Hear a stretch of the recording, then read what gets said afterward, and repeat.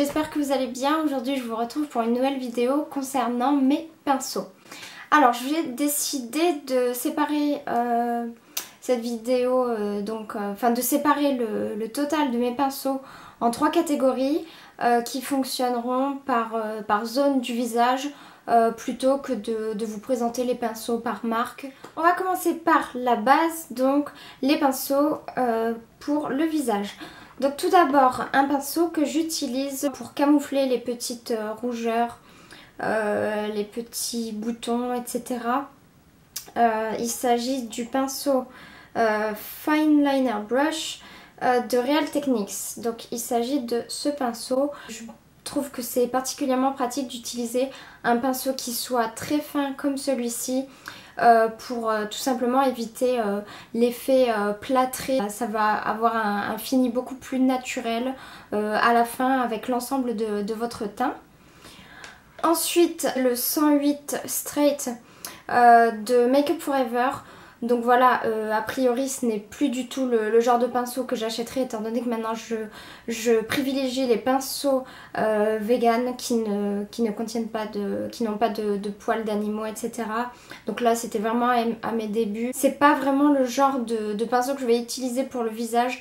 Pour appliquer le fond de teint, je préfère soit appliquer au doigt ou bien avec un pinceau un petit peu plus fluffy comme le Mineral Powder brush de Sephora. Alors celui-là je crois que c'est un gros chouchou d'à peu près toutes les youtubeuses. Pour le teint ou bien pour le blush, c'est vraiment un pinceau qui est un petit peu multitâche comme ça.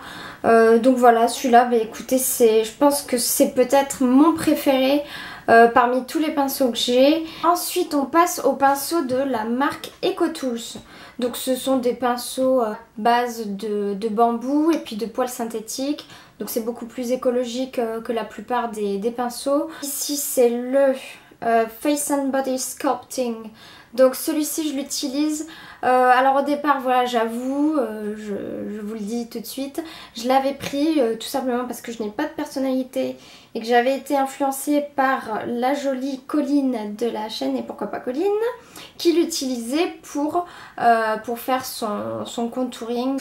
Et moi voilà, comme j'étais une grosse fan et que j'étais tellement naïve et influençable, ben, je me suis jetée sur cette brosse. Je l'utilise pas forcément pour le contouring, mais plutôt comme vraiment un pinceau fluffy pour tout le visage quand je veux appliquer du bronzer, mais de façon assez uniforme pour donner un fini un petit peu bronzé à mon visage. Et ensuite je fais le contouring. Toujours de chez EcoTools, alors celui-ci c'est le pinceau blush. Pour appliquer le blush, je vous recommande vivement ce genre de pinceau. Vous voyez qu'ils sont assez garnis mais qui ont cette forme un petit peu accentuée vers le bout. C'est exactement ce qu'il faut, enfin moi ce qu'il me faut en tout cas pour appliquer le blush de façon très, vous voyez, un petit peu en tapotant comme ça, et puis après de manière à diffuser la matière pour avoir un fini plus naturel. L'avant-dernier de chez EcoTools,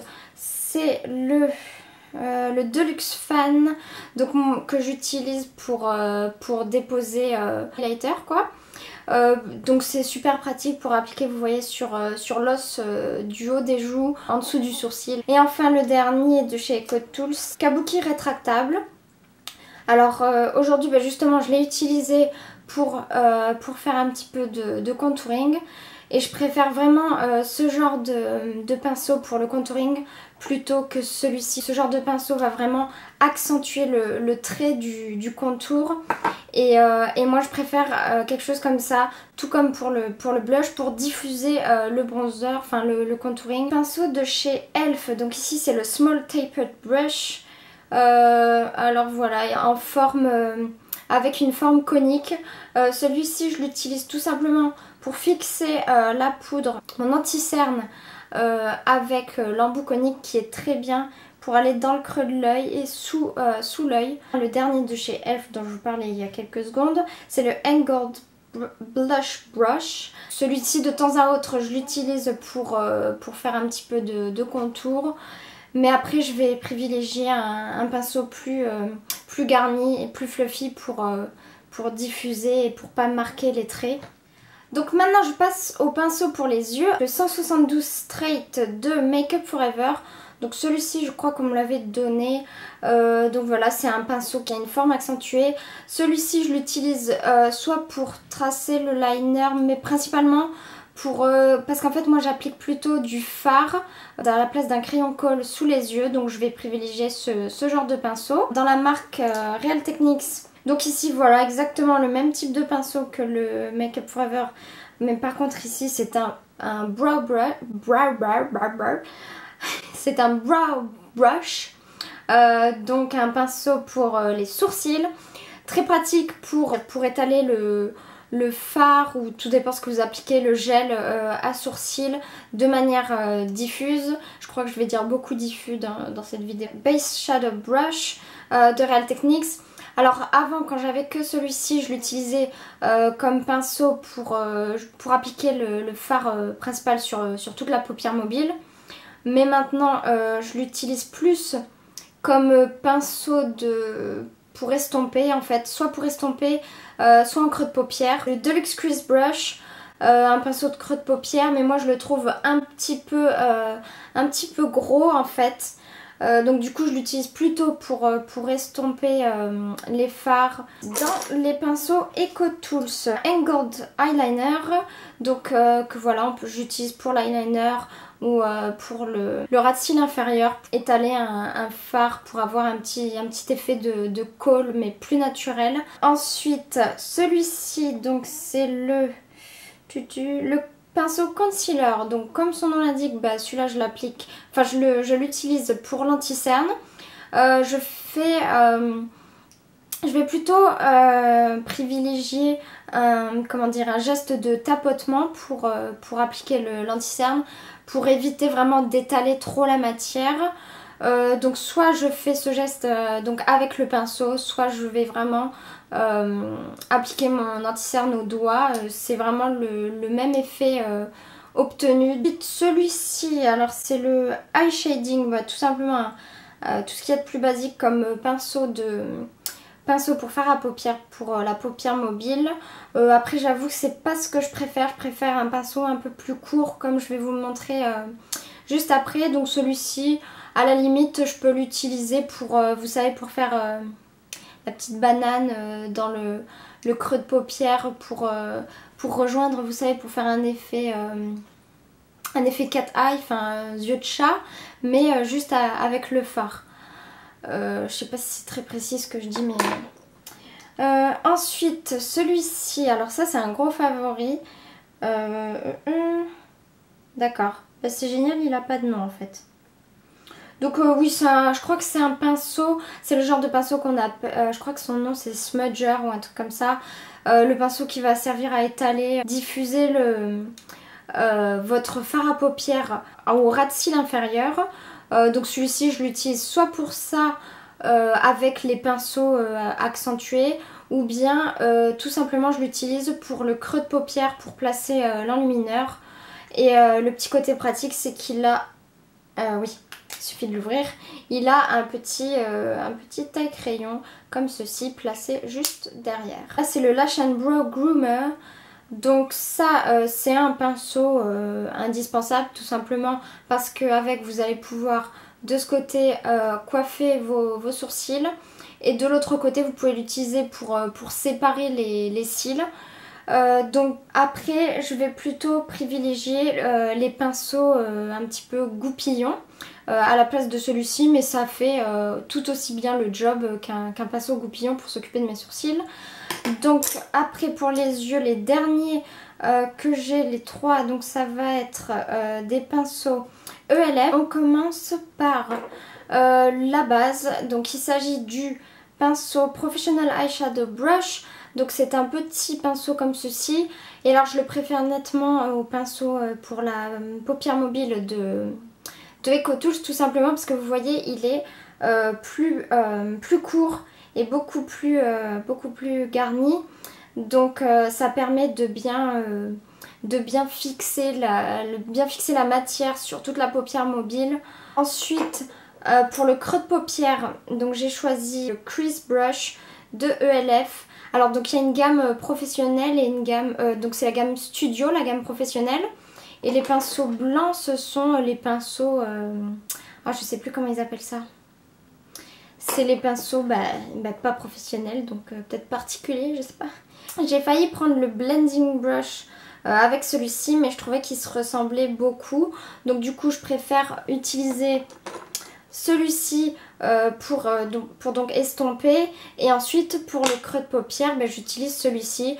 Il est parfait et il me fait penser, vous savez, à l'embout donc c'est au temps où ils faisaient la Naked 2, où ils l'ont sorti la première fois, la Naked 2. Elle avait 2 embouts, dont celui-ci qui était pas mal pour le creux de paupière. Et vu que je me suis débarrassée de mes palettes, je cherchais un pinceau qui puisse faire le même job pour mon creux de paupière.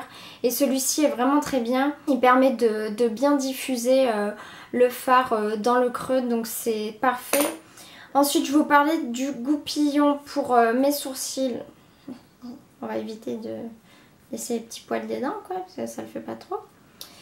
Donc celui-ci, c'est le Eyelash and Brow Wand. Donc voilà, c'est ce petit goupillon que j'adore pour dessiner, pour brosser mes sourcils juste avant de venir les remplir. J'aime beaucoup ce pinceau. Une petite aparté, voilà, une petite parenthèse. J'aimerais, donc voilà, j'ai la palette NARS And God Created the Woman, et j'aimerais savoir à quoi sert ce truc. S'il vous plaît, quelqu'un, help me, m'aider, parce que ce pinceau, on est nul, il est nul, on est d'accord. Je vois pas à quoi ça peut servir. La matière des poils, alors je sais pas quelle matière c'est, mais les poils sont vraiment désagréables. C'est pas doux du tout. J'ai essayé de l'utiliser tant bien que mal, je sais pas, pour appliquer de l'anti-cerne. Pour les fards, il n'y a rien à faire, je peux pas utiliser ce truc. Donc si quelqu'un a une astuce, n'hésitez pas à me le dire s'il vous plaît, venez-moi en aide, merci. Et enfin, le dernier pinceau dont je vous parlerai, c'est un pinceau pour les lèvres. Alors voilà, le pauvre, il est tout seul, hein, forcément, parce que pinceau pour les lèvres, on n'en a pas besoin de 36. Donc celui-ci, c'est le Accent Brush, c'est de Real Techniques. Hein. Et à un moment, je l'utilisais pour le liner, le trait de liner sur le ras de cils supérieur, ou même inférieur, hein, avec un fard, il n'y a pas de souci. Et maintenant, je trouve qu'il est vraiment super pratique en tant que pinceau à lèvres, parce que voilà, il diffuse bien la matière, c'est agréable à étaler tout simplement la matière du rouge à lèvres avec ça. Et je l'utilise surtout avec je crois que c'est Lip to Cheek ou Lip and Cheeks. Ouais, c'est Lip and Cheeks de la Vera. Et j'utilise donc ce petit pinceau pour étaler le rouge à lèvres. Et ben voilà. Écoutez, c'est tout ce que j'avais à vous dire sur mes petits pinceaux. Écoutez, j'espère que ça vous aura plu, que ça vous aura donné matière à réfléchir si vous vous demandez quel pinceau choisir pour telle ou telle zone du visage. Si vous hésitez entre plusieurs marques, je peux vous recommander les yeux fermés, les pinceaux EcoTools et les pinceaux Real Techniques. Voilà, même certains pinceaux ELF. Donc après il faut voir les avis sur internet, parce que je sais que donc la gamme qui n'est pas professionnelle, il y a pas mal de personnes qui se plaignent que les poils partent dans tous les sens, quoi. Voilà, ils se retrouvent avec une touffe de poils comme ça qui sort quand ils appliquent leur maquillage. Donc bon, c'est pas très pratique. Donc écoutez, je pense que je vais faire court et vous dire au revoir et à la prochaine. Ciao!